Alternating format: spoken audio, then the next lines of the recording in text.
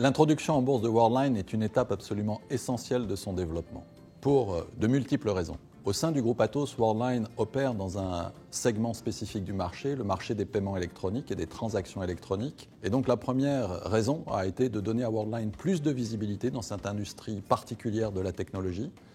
En nous introduisant en bourse, nous avons donné à Worldline une plus grande résonance, une plus grande identité dans ce secteur très spécifique. Et nous avons déjà commencé à en tirer beaucoup de bénéfices, sur le plan commercial comme sur le plan de nos opportunités stratégiques. La deuxième raison est précisément liée à la première, c'est qu'étant mieux reconnus comme un des leaders du secteur du paiement électronique, nous sommes en position de continuer et d'accélérer le recrutement de talents qui ont un intérêt particulier pour ce segment, plus que pour celui de l'informatique plus traditionnelle. Enfin, et peut-être la plus importante des raisons, à travers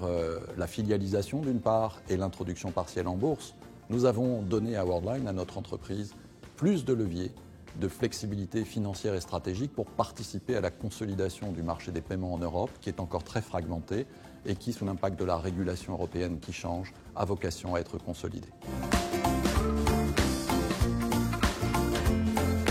L'introduction en bourse a eu des impacts extrêmement positifs sur Worldline en 2014. Le premier d'entre eux est évidemment la motivation accrue de nos équipes par cette reconnaissance, à la fois du marché, mais aussi de notre maison mère Atos, qui a été un des leviers qui nous a permis de délivrer avec succès l'ensemble de nos objectifs opérationnels tels qu'ils avaient été annoncés. Parallèlement, l'introduction en bourse nous a également donné cette visibilité commerciale accrue qui permet à Worldline de développer ses opportunités commerciales désormais à travers toute l'Europe,